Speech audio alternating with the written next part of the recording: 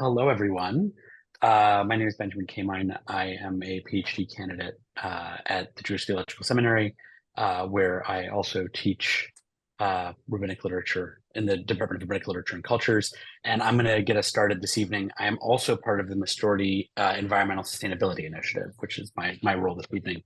So, welcome to the first webinar in the Weeks of Learning and Doing webinar series hosted by the Mastorti Environmental Sustainability Initiative, or MESI. I didn't realize we'd abbreviated it that way. Okay.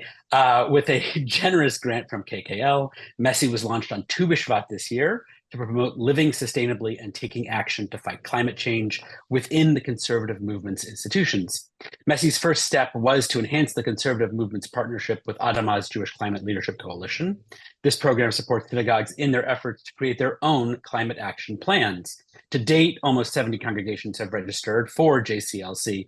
And if you are working with a congregation and you're on here tonight and would like to participate in that, please reach out. MESI also collaborated with rabbis and scholars to create a unique set of weekly insights and teachings on sustainability that enhance our celebration of the Omer, which you can find at exploringjudaism.org. And now, the Weeks of Learning and Doing webinar series is taking place, inspired by the same disciplines we are using in our weekly Omer teachings: learning, service, and loving kindness.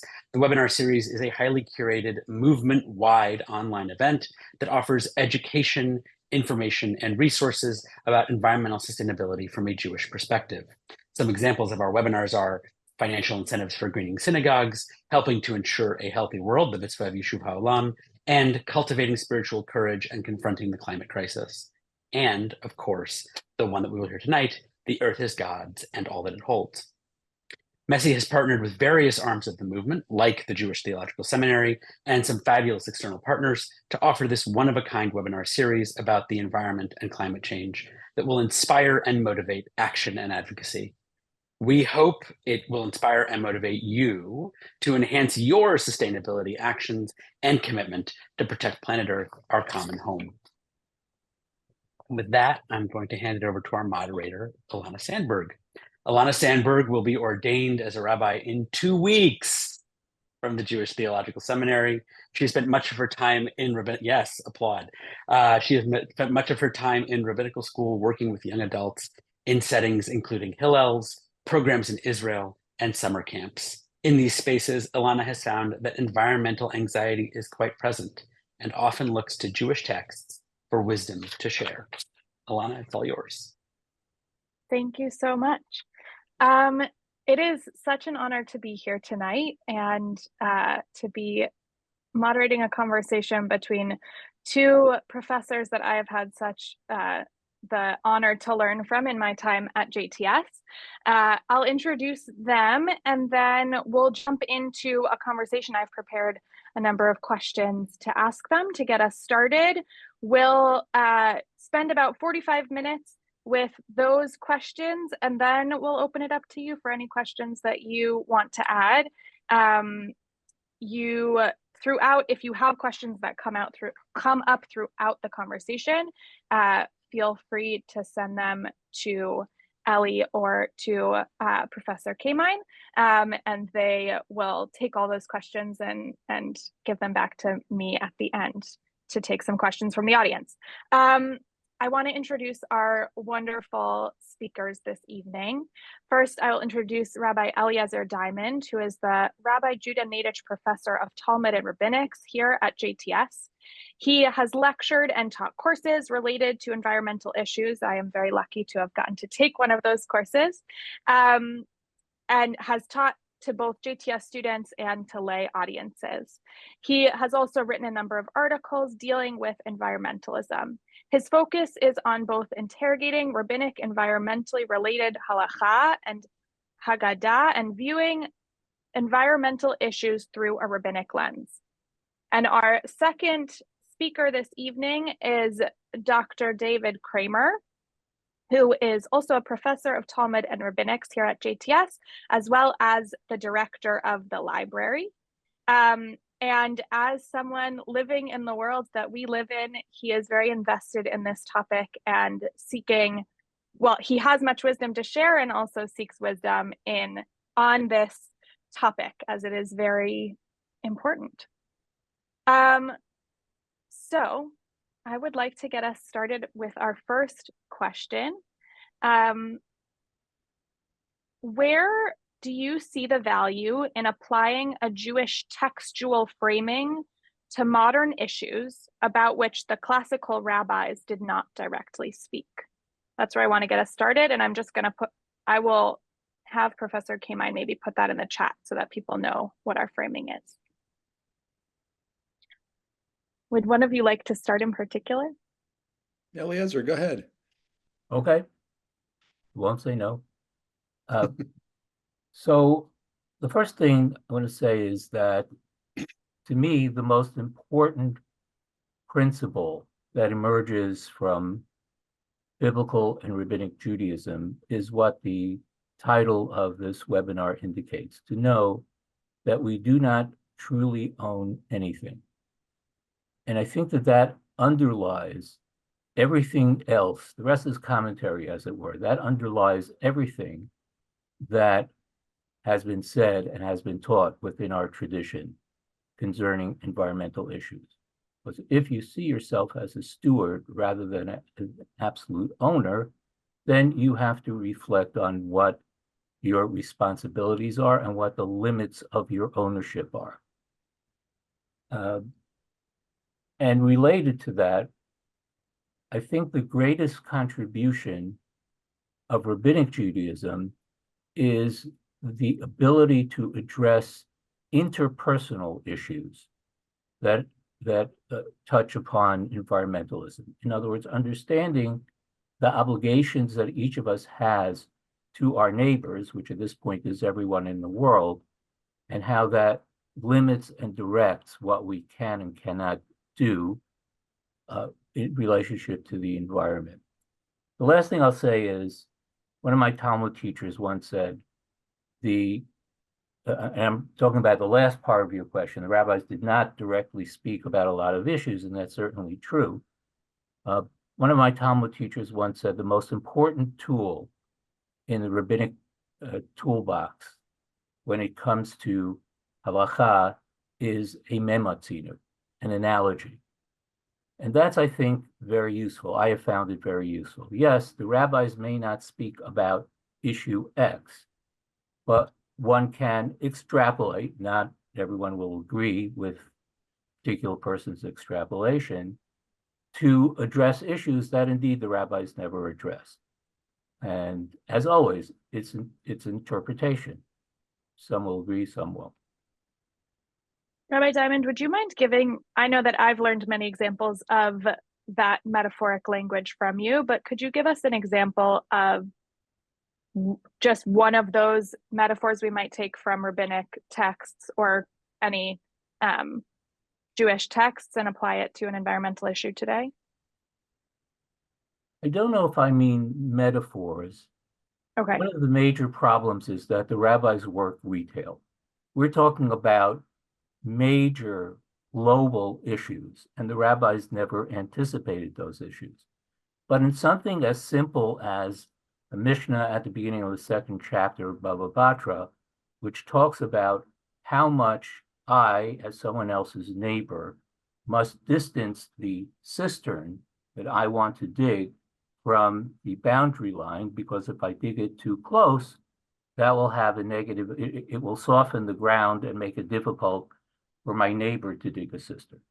Very specific, very private, but there is a principle there.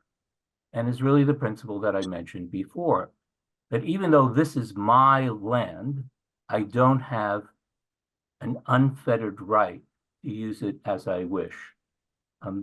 The story that perhaps is most famous, well, famous is a relative term, but anyway, the story of a man who is removing stones from his field and throwing them into the street, and a pious man, a chassid, comes along and says, why are you throwing stones from a place that's not yours into a place that's yours? And of course, as always happens in these stories, two things happen that always happen in these stories. One is that the guy laughs him off. And the second thing is eventually he has to sell his land, and he's walking in the public domain, and he's tripping on the stones that he threw there. And he says, you know, That man had a point. So that's just a perfect summation of the fact that on the one hand, what we have, we do not possess absolutely, and what we often regard as no man's land, right? When a chimney sends off smoke, it's sending it off into the air, which doesn't belong to anybody, but actually belongs to everybody, including the owner of the factory. And that's a second point that that story is making. Amazing. Thank you. I think that's helpful to ground ourselves in the text a little bit as we begin to with these broader, bigger picture questions. Dr. Kramer? Yeah, I want to begin by noting that the question, as it's articulated, actually doesn't refer to the environmental crisis as such. It's a preparatory question for a question like Jewish wisdom and teachings vis-a-vis, the preservation and protection of our world. And that's obviously what we're here to talk about. But I think it's actually worthwhile to begin with the broader question, which is the one that's here articulated, and ask, how do we take advantage? How do we use the Jewish textual tradition to apply to issues that are either very, very different in our age, that our ancestors couldn't have anticipated, or, and I think this is true in connection to the specific concern we have in front of us, not only could they not have anticipated it, but the world has changed so radically with respect to humans and our relationship to the environment, so radically from what it was in the past. And by the past here, I mean certainly everything before the mid-18th century, the Industrial Revolution. The world has changed so radically that we really do have to ask ourselves fundamentally, is there a wisdom that we can take advantage of? My assumption is that any wise tradition, like our tradition, the Jewish tradition, will have teachings that will be pertinent. I take that for granted, though I also insist on progressing suspiciously. Let me put it that way. So I had the occasion a few weeks ago, my daughter was in town with my two grandsons, and I took them to the Museum of Natural History here on the Upper West Side. And there is this wonderful video display of the population of the world beginning in the year zero. And what's stunning about that, you can actually Google this and find it, because it's been filmed to be online. But what's stunning about it is if you go from the year to zero till about 1750, there is essentially a flat line. The population of the world doesn't change. It goes up a little bit, goes down a little bit, but if you step back, it looks like a flat line. You get to 1800, really, and the population of the world explodes, and particularly into the 20th century, 21st century. I mean, it's just beyond imagination, and it's worth seeing it with your gut to see how radical the change is. What this means, of course, is that humans combine the population with the Industrial Revolution. It means that humans can do more damage to this world, right, in more profound and possibly irreversible ways than we could ever have imagined and literally ever have done before this same period. So it really is a new world in which we're asking this question and in which we've got to seek out answers. Eliezer will know. Eliezer is a colleague and good friend, and we actually have a chavruta to study halakha together. But he also knows that halakha is not necessarily my go-to, my first choice when asking these questions, because Jewish tradition is far broader than halakha. I mean, halakha is one very, very important embodiment of Jewish tradition, but it goes far beyond that as well. And in connection to something like this, and we can get into discussion of the details, what I'll say is I'm suspicious of using specific categories of halakha. And I think that in my mind, and I know that Eliezer and I have considerable overlap in our thinking about this, but also some differences. But I think we're much better going for very, very broad principles that emerge from the foundations of the tradition, because this is, after all, a question of the relationship of humans and the world, both of which God created, right? And halakha is one way that there will be an expression of that relationship, humans and the world, both of which God created, but it goes far beyond that as well. I'm not sure how we're going to do this. Can I Jump in whenever you want to jump in. Okay, here I go. I agree with you, David, that halakha does not and cannot solve all problems, and I think I already acknowledged that the world is very, very different from what it was in the time of the rabbis. I think that halakha has two wonderful qualities that make it especially relevant to this discussion. The first is that it is very concrete, that it forces you to think about issues in detail and not just in general categories. You know, we have to take care of the environment. How? What is your responsibility? How far does it extend? What if it comes into conflict with some other need? This is the language of halakha, and I think it's important and helpful. The other thing that I like about halakha is that it is based on personal responsibility. And I think that sometimes we get away from that in this discussion. One of the subjects that I teach in my course about Judaism and the environment is about lo tachmod, not coveting, and suggesting that we are implicated in the manufacture of things that A, we don't need in any vital way, and B, contribute significantly to pollution. So when I am considering this issue, one of the things I have to consider is, how is my demand for more and better and easier a component in the environmental problem? Rabbi Diamond, I think you just started to answer this next question that I'm going to ask, but I will frame it for everyone. Thinking broadly about a Jewish textual framing that you find most productive when we're having these conversations about contemporary environmental issues. So the same grounding of understanding that the world that we're living in now is not the world that the rabbis knew of or could possibly understand, but what of their or any Jewish text feels best to use for framing the conversations around contemporary environmental issues. Maybe it's both what has worked well and also where do these framings from a different world fall short. Well, I'd like to hear you answer first, David, because I think you will present a broader picture than I will. Okay, I'll be happy to.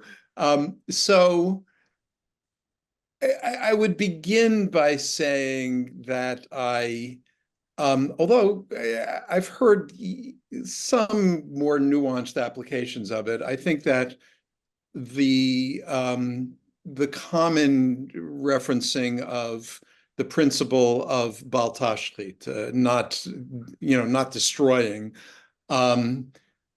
I find troubling, I think is the best way to say it. I don't think it works. I think it is, for many people, somewhere between, well, I have to be careful here.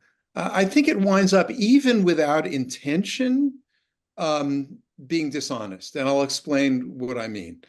If one goes back to even the biblical sources, the Torah itself, which is hardly an articulation of a principle against the destruction of the natural world, since there's no hesitation expressed for the destruction of trees that don't have fruit. But beyond that, the rabbinic application of it, which I think is probably most frequently referenced in these conversations, the only part of the rabbinic application that actually works is the translation, don't destroy. as long as you ignore what the halacha is about. Because if one looks both at the Talmudic sources and the way they were put together, what becomes quickly very, very clear is that destruction is defined as destroying what might otherwise be available for productive human use. If, on the other hand, right, you destroy something that is useful to humans, right? Meaning the destruction, the act of destruction is useful to humans. Say, building a condominium community on a marsh that removes the protective elements of the wetlands, both with respect to species and with respect to the lands that will soon be endangered by the rise in seawater. So if one were to build that condominium community, by definition, according to this halacha, since it is of use to human beings, since it is of value to human beings, that means that it is not a transgression of halacha. And therefore, when you see most people say, oh, you shouldn't, thou shalt not destroy, thou shalt not destroy, it's either a misunderstanding of the principle, or as I said, it borders, again, it may not be, people teaching it this way may not appreciate it, but it borders on being dishonest. What I would prefer to say, this is my personal approach, is that this is actually not a good principle to use. If we want to represent it correctly, accurately, then it actually works against us. That doesn't actually upset me all that much because they couldn't have understood. I mean, local communities could only destroy their local drinking water. I mean, the long-term effects from human activity literally weren't a thing in the world in which the rabbis existed. Since our question is our relationship to the world as a whole, I would go out and look for principles that are central to that discussion. And I like very much the way Eliezer began in his response to your first question, by indicating that we don't own this stuff, right? The earth is not ours. Although I would add some nuance to that I'm sure Eliezer would add as well. He was speaking very quickly, but I actually think that's a far more productive direction. Amazing. Thank you. I agree with much of what you said, David, and even more than the fact that what is drawn out rabbinically from Bal Tashchit, well, in a way, this is what you said, is a broader application of don't destroy things. What happens, and you've alluded to it, but I have a term for it. It emerges that the rabbis commodify nature. In other words, there's not a respect for nature per se. Right. It's that if you have no reason to destroy it, you shouldn't destroy it. It's God's world, it's God's creation, which is great. But the moment that I can gain some economic or other benefit, all bets are off.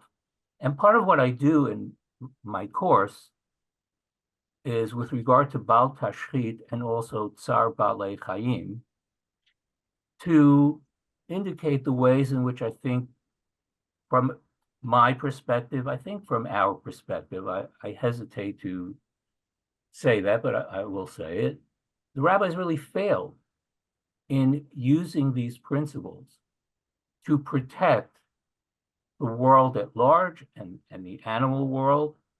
And with regard to animals, we're still, it's great that animals are slaughtered in correct way, but they almost all come from factory farming. There's no greater Tsar Balei Chaim than that system. And so, keeping kosher or not, we're implicated in that. So there definitely are areas in which I feel the rabbis failed. That's harsh, but I'll use that term. And other areas in which it's not immediately obvious that they have a contribution to make. I think it's important to look at both of those things.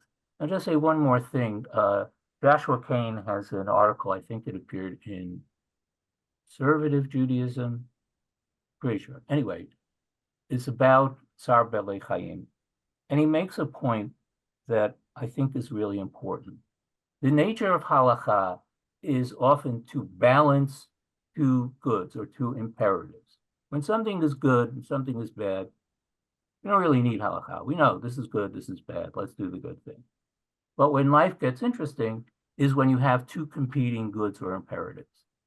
And one way of thinking about finding within our tradition support for dealing with animals differently is to say the voices are there, voices to protect animals and voices to say, well, human need comes before that. And what we need to do is bring that voice that talks about caring about animals to the forefront. And in halachic decisions, very often, the difference between one posek and another is which value am I favoring? So in a certain sense, if we would go back to rabbinic sources and say, using the tools of halachic decision-making, we have another choice here, which is to say we should give a lot more weight to concern for animals and less weight to our own personal needs and desires. I think that's a great lead in to our next question. These frameworks, or whether productive or less productive, are helpful in thinking about this big question. I know, like the idea of ownership or our lack of ownership of the land feels like a great framework to be able to think about these topics. But if we get down to the more nitty gritty of how it's actually leading us to act in the world, maybe it's just making those connections to this topic of ownership, or maybe it's different frameworks altogether that can answer this question of which textual framing is most productive in actually motivating environmental action.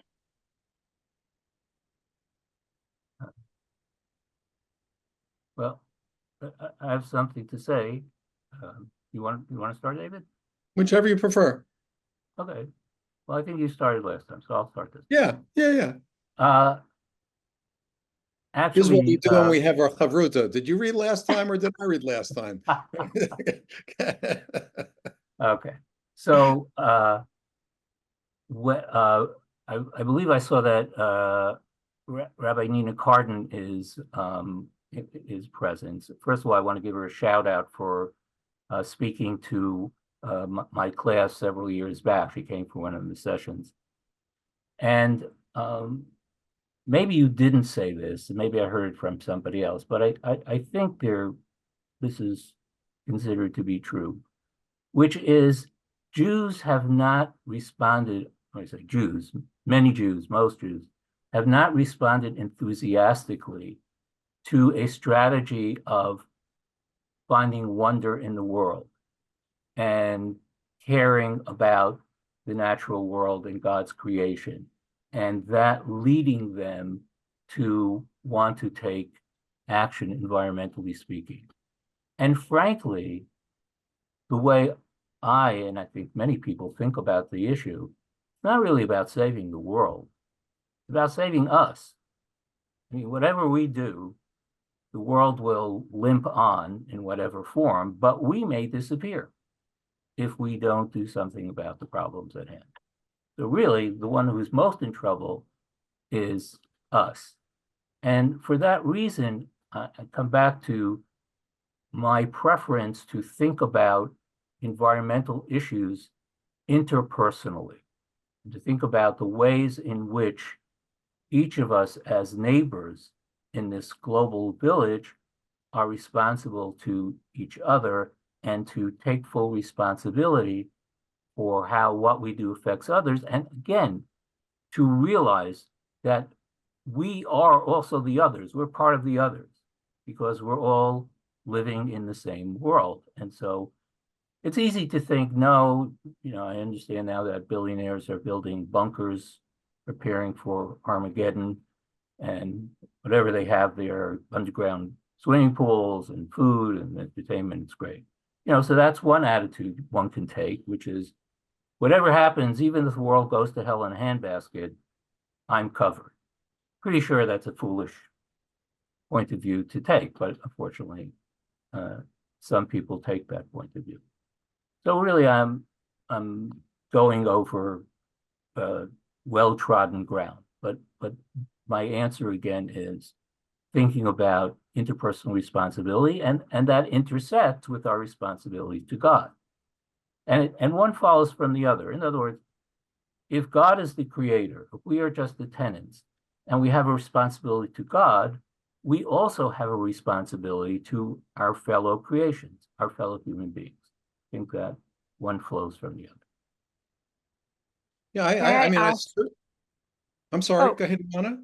I was just going to ask if Rabbi Diamond, if you can share how, maybe an example of how that's guided you in your own life to act in certain ways. I think we should give Professor Kramer a chance to say something, and then we can. Okay, we'll come back to it. Okay. I was just, I mean, I agree with your more fuller articulation of the broad principle of God as creator, ourselves as tenants, our need to recognize, therefore, into the context of relationship. I just want to expand a little bit the slight difference in the way I think about the starting principle here. And I think I learned this, not directly speaking, but from the writing of Larry Hoffman 20, 30 years ago.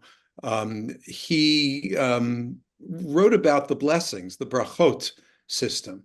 And I think he captured it exactly with respect to how Chazal, this is not all versions of Judaism through the ages, but certainly the way Chazal, the Talmudic rabbis, understood the blessings, and they were, after all, the ones who formulated the blessings, was ironically in a very priestly manner. The principle was very simple. God creates the world, and as creator, not only is the world God's, but because God created the world is in its essence sacred. And if it's sacred, to begin with, it is forbidden to us. It's out of bounds to us. But of course, God makes concessions for human beings to be able to exist and survive in this world. What are the steps that are necessary for us to take before we can take advantage of this world? The blessings say, first, we've got to recognize their source, because that's what every blessing does. Baruch atah, right? Borei priagafen, etc. You can fill in the end, but all of it begins with God is the creator of these things. By recognizing the source, we can then at least begin to take advantage of the product that is originally sacred. It is made whole. That's the crucial thing. The movement of blessings is not to sanctify anything. It's exactly the opposite. It takes them from sacred quality and brings them into the realm of whole, and all whole means is things that human beings can take advantage of.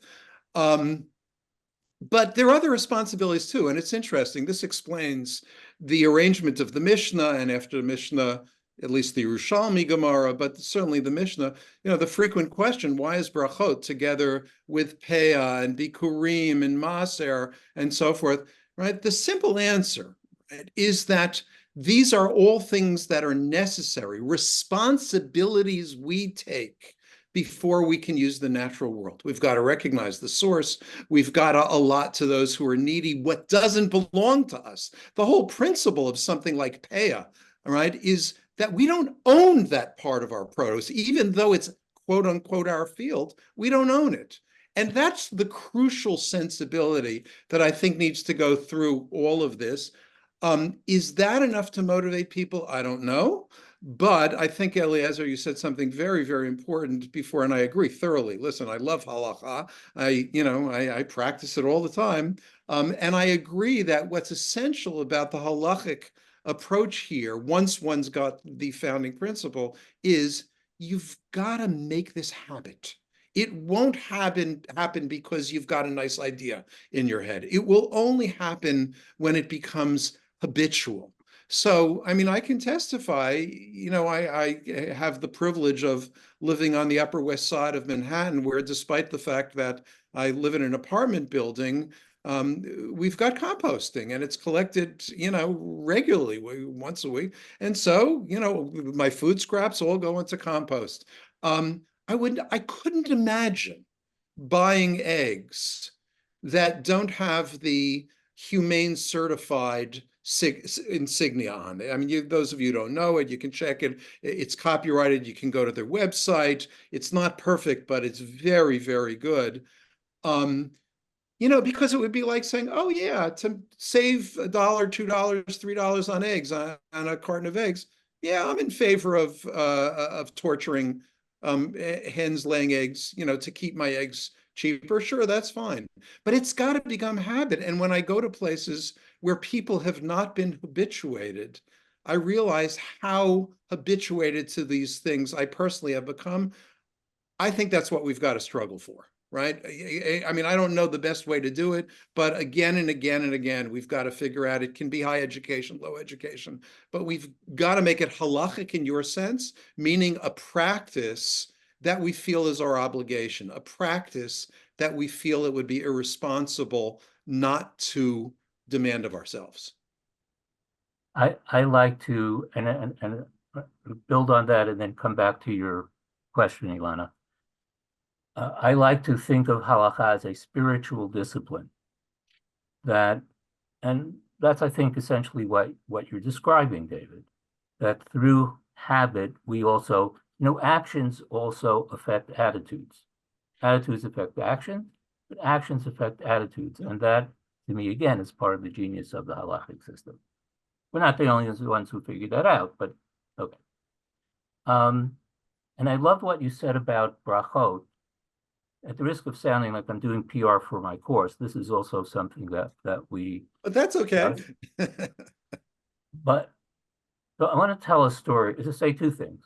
One is, I've often said to myself, if there's one area of halakha that I would urge everyone to observe, it's reciting brachot. Because that creates this paradigm shift that we're talking about. Once I become God conscious, and if you don't want to say God, the transcendent, say whatever you want to say, but that it's coming from somewhere else. And I would just add to what David said, and knowing that it's coming from somewhere else, and that it's coming from a holy place. So yes, it's now available to me, but it should raise the question, why was it given to me? For what purpose? And that is an important outcome, if one is mindful, of reciting brachot. Tell you a story, which is, so in short, brachot are a very important part of my own environmental discipline. And by the way, David, I think, always brings a reusable coffee cup to JTS when he gets his coffee. That's off to you. So here's the story. A friend of mine who went to a interfaith gathering, and at each meal, someone would say a blessing of some sort before they began to eat. And this is a friend of mine, Rabbi, comes back and says, those Christians have gotten us beat. They go on, talk about beautiful things and tailor what they want to say to the situation. Although I've later heard from ministers that it's not always that true to that degree. But anyway, that's certainly how it sounds. And what do we have? I said, it depends how you say those words. Try this. Baruch, Atah, Hashem, Elokeinu, Melech, Ha'olam, Hamotzi Lechem, Min Ha'aretz. And you are meditating on those words as you say them. One of the biggest challenges in my life is to slow myself down when I say brachot. Because if I don't, I'm just kind of, well, want to eat. You know, there's no free lunch. I have to say this, I have to say these words. But I think when one slows oneself down and really meditates on the words that one is saying, they can have a very powerful effect. I love that. Before we move to the last question that I have, this is sort of a question that's coming up as as you're talking. And maybe this is just a question that has been on my mind, and so therefore I'm asking to two wonderful teachers of mine. But thinking about Dr. Kramer, that you bring your coffee cup to your own reusable coffee cup to work every day. And thinking about the fact that we just came out of Pesach, which I think is a holiday that a lot of people opt for a little bit more plastic, a little bit more paper, a little bit more tin foil. What do we do when our what we know about the environmental needs of our world come in conflict with halacha? Like kashrut, at least many of the places that I've seen ordered from in this city come with the most amount of tinfoil and plastic wrap and tape I've ever seen in my life. So how do we make sense of, or how do we taking two things that are really important to us, like you were saying, Rabbi Diamond, when you have two competing values, one being maybe kashrut as this example, and one being environmentalism, what do we do in those instances? I wish I had a great answer to your question. I do not. I'll just offer some thoughts. A very encouraging thought is that one of our graduates, sorry, her name is escaping me at the moment, is a rabbi in Washington State. Sorry, my mind is not what it used to be. I don't remember the details now. But in her shul, there are no reusable utensils and plates. In Madison, Wisconsin, the shul at which I'm the Shaliach Tzibur for Yamim Noraim, the same is true. So I think the answer is start small and find venues where you can make this happen.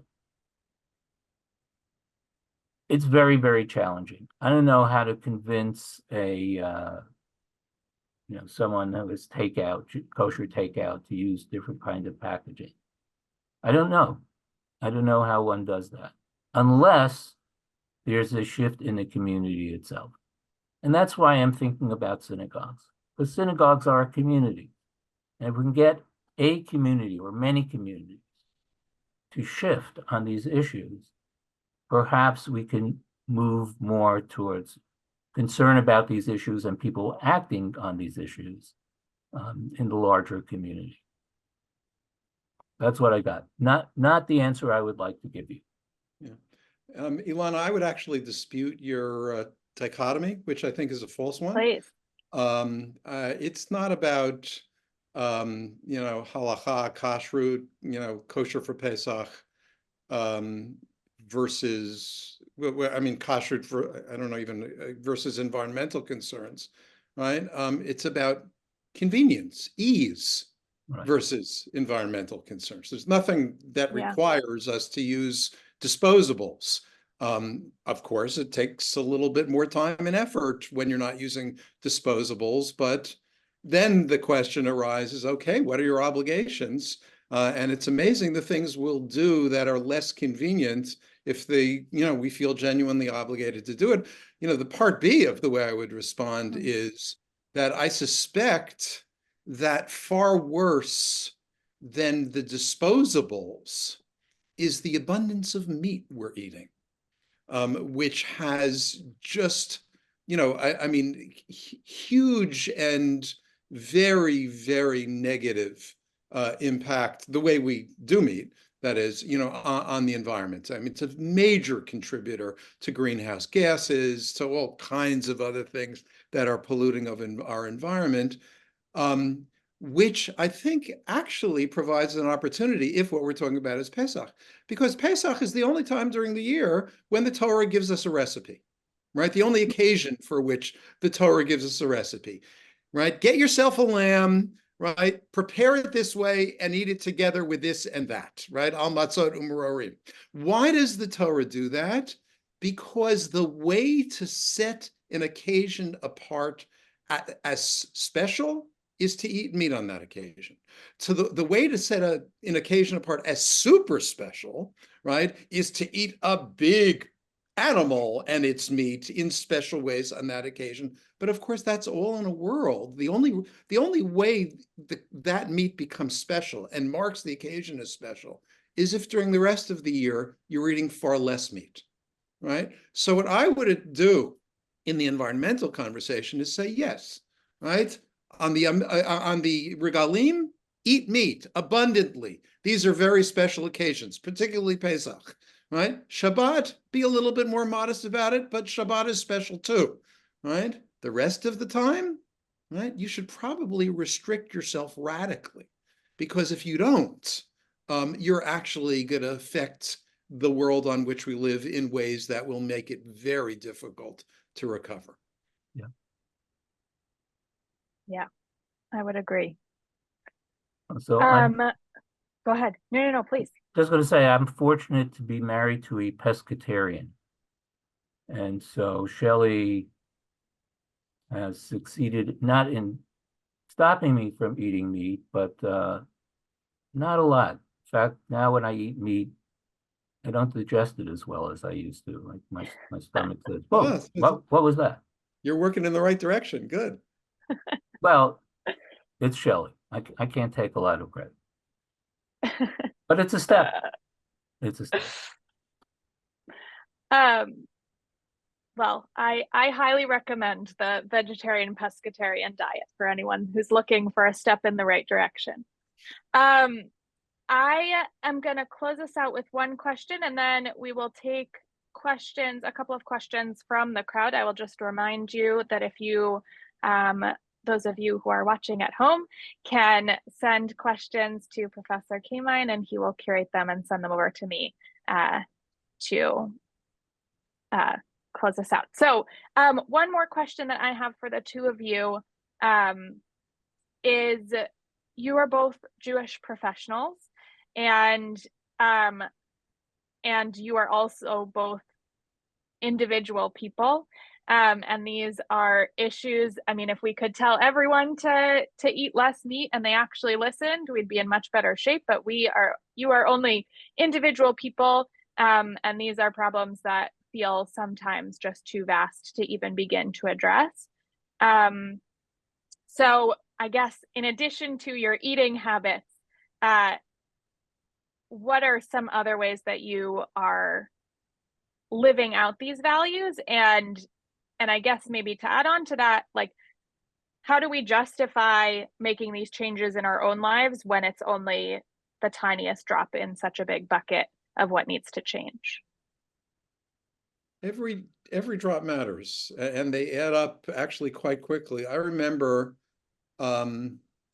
when I first saw Fairway first, bottled, cartoned in its own cartons under its own brand, milk from grass-fed cattle, et cetera. I mean, when they began doing that, or the proliferation of eggs that are, where the animals are, again, nothing's perfect, but far better cared for than in the past. There's obviously a movement here. We shouldn't underestimate this. There have been vast changes in sensibility. Even the fact that with all of our failure with recycling, but the habituation of large populations to recycling.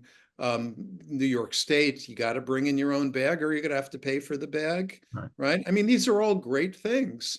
So, if individuals fail to do everything, which each of us will inevitably do, the more we do, the more it will add up. Yeah. And there's both incentive and disincentive. Education will lead us to be more environmentally aware and to act in a more environmentally responsible way. And if you take the example of the bags, if you attack people's pocketbooks, that's a negative incentive, right? You don't bring your bag, you have to pay for one. There's a lot to be said about that, said in favor of that. I want to say that going back to what I said before, halakha, I think, would suggest to us that what David is saying is correct. We have individual responsibilities. We do what we can. If enough people do the same thing, that hopefully will encourage other people to do it, and things happen. I do want to say in that vein that I'm always impressed by the number of students who take this course with me, who are actively engaged in environmental work. And I actually am humbled before them. You know, I'm teaching and teaching and teaching, but they are doing, and they're doing a lot of good things. And I think my role is primarily to educate, to get people to think carefully about these issues, to encourage them to engage these problems. And whether it's because of my teaching or not, probably mostly not, but a lot of people in my classes, I should say, are out there doing things, and they are making a difference.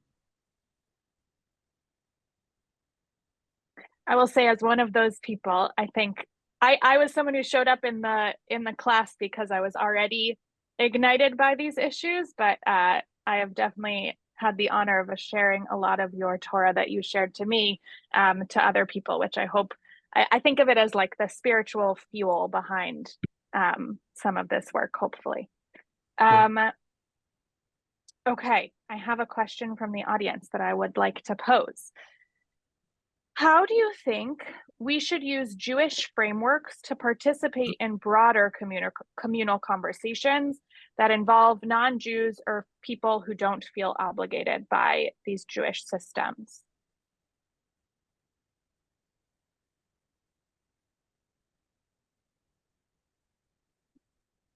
In my fantasy world, there could be, in any given town, interfaith groups to address issues of the environment.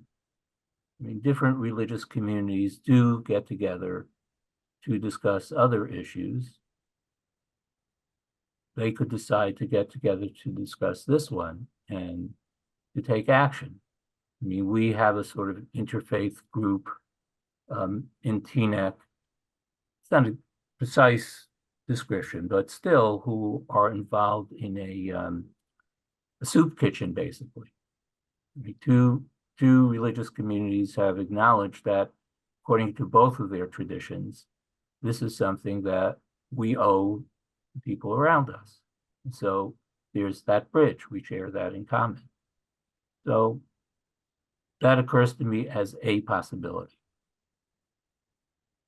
Yeah, I mean, I think there's a lot of overlap in our traditions. I mean, yes, halacha has its own, particular parameters and obligations, but the truth is, with our Christian neighbors, we share a Bible, right? Doesn't overlap perfectly, but at least ours overlaps with theirs. And so therefore we share principles like the earth is the Lord's. And can take advantage of that. What I described before of the conceptualization of the world as being in its essence sacred, and removing from the sacredness parts that we can use and calling them profane, is identical to Muslim conceptualization. That is what halal is, right? Halal is hol, and haram is kodesh. And, they, like we, imagine that the world begins as sacred, and when we release it, it becomes available for human use. It would be nice to sit down more and talk about the things that we have in common and can struggle with in common, to set goals that unite us rather than discussing our differences or walking away. I think this is one of the most important things that human beings confront. And every single culture, every single wise tradition has something to say about it, and something we can all learn. I think it's particularly good to get involved in actions together. Our son Matan is part of a group in Jerusalem called Clean Up the Hate. And Jews and Muslims go out in East Jerusalem and clean up the streets together. Beautiful. And what's great about it is that the connection is an oblique one. You're not coming into a room and saying, so I'm a Jew and you're a Muslim. But you're doing something together. And so you have a sense of common purpose, and inevitably, in the process, you talk to each other and you learn a little bit about each other, and hopefully that humanizes the other person for you. So I agree with David, and I think what I was thinking about before was a tachlis meeting, because you don't have to start out talking about, well, I'm a Jew and you're Christian, you're a Muslim. Just say, hey, we're people, this is an issue, let's address it. And people get to know each other, see each other as human beings, and one hopes are able to share their traditions with each other with respect and interest. I have one more question from the crowd, and then we'll move towards wrapping up. The conservative movement has I don't know if I want to call it a governing body of law, Jewish law, but the CJLS writes responsa about various topics, and there's a curiosity about what might be a next topic for them to take on to be able to write a responsa specifically related to something environmental. Eliezer, I know nothing about that. I'm at a blank. All right, I'm not that far ahead of you, but let's say I would say that we've answered that question, which is for the CJLS to say, so halacha l'maaseh, as it were, given that it is important to save the environment, let's decide what is required and what is forbidden for each Jew in terms of how they conduct themselves in their homes and elsewhere. Is it permitted to use plasticware? If so, under what circumstances? Just to give an example. In other words, to regard these issues as deserving to the same degree as other issues are of halachic treatment.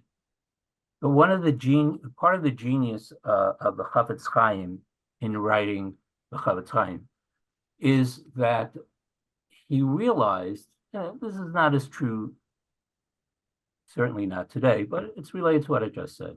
He realized that for his audience, he could say, speaking Lashon Hara is a bad thing and you shouldn't do it and destroys the world and blah, blah, blah, blah, blah, blah. But he realized, I need to write a Shulchan Aruch of Lashon Hara, because that's the language that my audience speaks. And if I can show them, just as in the area of kashrut, there are laws, there are prohibitions, there are exceptions, that with this too, there is a halacha. There are specific prohibitions, requirements. He discusses when Lashon Hara is permitted, how. That's why I think he was so successful. Well, some may argue how successful he was, but I think he really was. He certainly brought it to the consciousness of the Jewish community at large. So something along those lines to say, let's take this seriously as a Jewish obligation, as a halachic obligation, and let's see what that means in terms of what we should ask of ourselves. Thank you. Okay, before we close, I want to get one more direct question, and then I'll give you space to add any further thoughts that you want to in closing. Both of you referenced a number of different names and people that you have learned various concepts and thoughts from in this work. I didn't get a chance to write all those names down, though I would love to go back to them later. Maybe I'll watch the recording. But I'm curious if you have recommendations for reading for people who might want to do some further learning on this topic. I've got a bibliography. Maybe I could send it to one of you, but offhand, I'll just mention there's a volume, I think it's called Judaism in the Environment, that's edited by Martin Yaffe. That would be a good, there's a volume that was from a conference, Judaism and the Created World. I think I'm terrible at remembering titles, but you should be able to find that. Those are two very good places to start. But there's lots and lots and lots of stuff. So just mentioning two. Yeah, I would actually recommend, and I know where this book is on my shelf. I don't remember the title, so I can't give it to you. But as a general approach, I would recommend works that get into the nitty-gritty of where the damage is done, without any Jewish angle at all. I mean, in my work, in my preparation, when I taught these things in classes, I learned a whole lot from broad reference works on, literally the quantities of greenhouse gases that were produced in the, in the raising of cattle, production of cattle, transport of food to the markets, all that stuff. When you see it in charts, when you add it up, it's pretty sobering. And it did actually, I mean, when I looked at this, I said, oh, not only I had already ceased eating meat, but it made other impacts on the choices of food that's just one area here. I think, that's where we got to be reading. What is the consequence of the way we live and what choices can we make? And the other thing, going back to an earlier discussion, I would simply say, if each of us starts slowly and we would make one choice and then we make another choice 6 months from now and then another choice a year from now, over the long term, it actually makes a big difference. So, there are a lot of places we're failing and we have to do a heck of a lot better, but we can all contribute. Along the lines of what David just said, you pointed out a book to me, which I found really helpful. Environmentalism in Food, I think it is. Yes, that was the book. Yes, Yeah, exactly. That's a great read. It was like Cambridge University Press, right? I mean, it's a university press, yeah. but it was unbelievable. Yeah.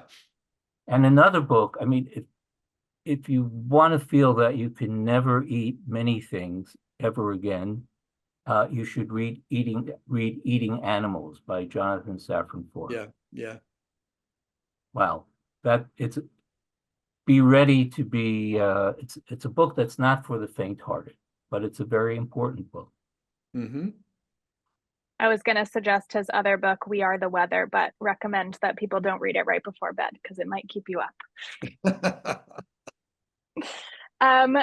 Any closing thoughts before we hand it back over to Professor Kamine? I'm so grateful to both of you for everything you've shared. Oh, thank you. Any closing thoughts? Yeah, just one thing. No, I'm sorry. Just as an urban dweller, I just want to say one thing, right? And I don't imagine the world is going to move to cities, certainly not the affluent world. But for those of you who look to urban areas as the sources of pollution and environmental spoliation, I just call to your attention, and you can look this up, that the most environmentally friendly, efficient settings in which we can live are high-density cities. Yes. And on the other hand, I live in the suburbs, and I have in front of my house a lawn, which is the most undesirable use of that piece of land ever. I haven't done anything about it. I admit it. But there you have it. Let me know when you want to. I'll help you rip it up, and we could put out a rock garden. Okay. I appreciate the offer. Incredible. Well, before handing it back over to Professor Kamine, I will just express my own gratitude for both of you.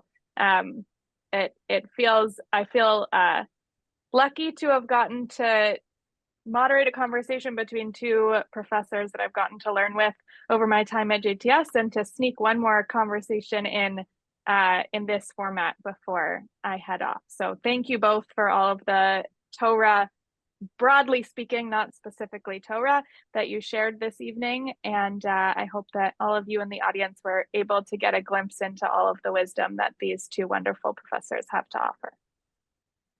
Thank you, Ilana, and thank you all. Professor Kamine, do you want to close us out? Yeah, I just wanted to say once more, thank you to Ilana for a beautiful job.